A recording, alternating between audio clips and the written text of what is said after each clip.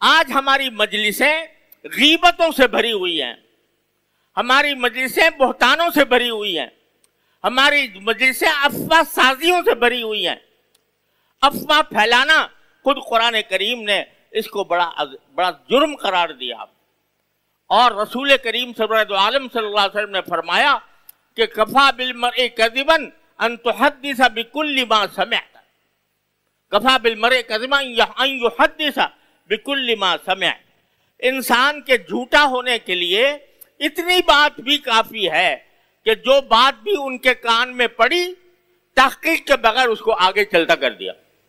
کوئی انسان جس کو کوئی کسی واقعے کا پتہ چلے، کسی کے نے کوئی بات اڑا دی، کسی کے کان میں پڑ گئی، تو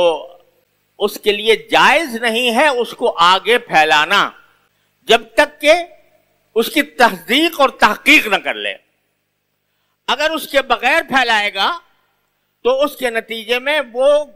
جھوٹ کا گنہگار ہوگا، وہ جھوٹا ہوگا۔ رسول کریم صلی اللہ علیہ وسلم فرماتے ہیں کہ اس کے جھوٹا ہونے کے لیے اتنی ہی بات کافی ہے کہ جو کچھ اس نے سنا اس کو آگے پھیلا دیا بغیر اس کی تحقیق کیے ہوئے۔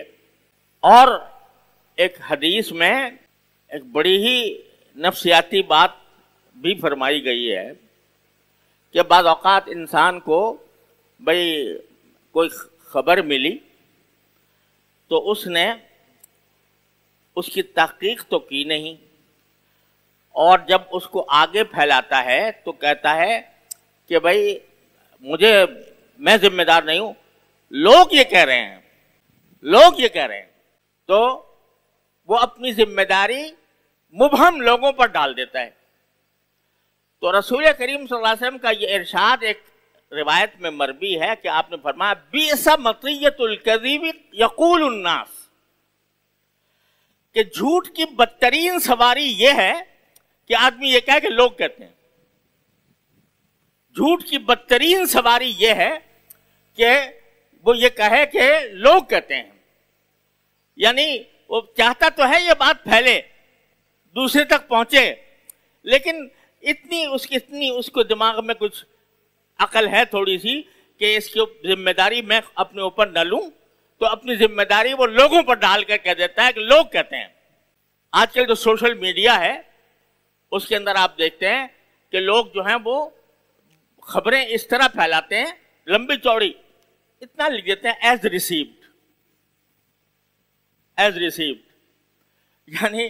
جو مجھے جس طرح پہنچا ہے میں نے اس کو پھیلا دیا، میں ذمہ داری نہیں لیتا۔ تو اس سے ذمہ داری ختم نہیں ہوتی۔ سرکار دو عالم صلی اللہ علیہ وسلم فرماتے ہیں کہ جھوٹ کی بدترین سواری یہ ہے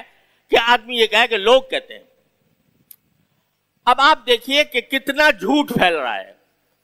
اور وہ لوگ جو اپنے آپ کو جھوٹا قرار دینے سے شرماتے ہیں یا جھوٹا قرار دینے سے ان کو یہ خیال ہوتا ہے کہ میں کہیں جھوٹا نہ قرار پا جاؤں، تو وہ بھی یہ کہہ کر کہ لوگ کہتے ہیں، یہ کہہ کر وہ بھی جھوٹ میں مبتلا ہیں، اور اس کو رسول کریم صلی اللہ علیہ وسلم فرما رہے ہیں کہ جھوٹ کی بدترین سواری ہے یہ۔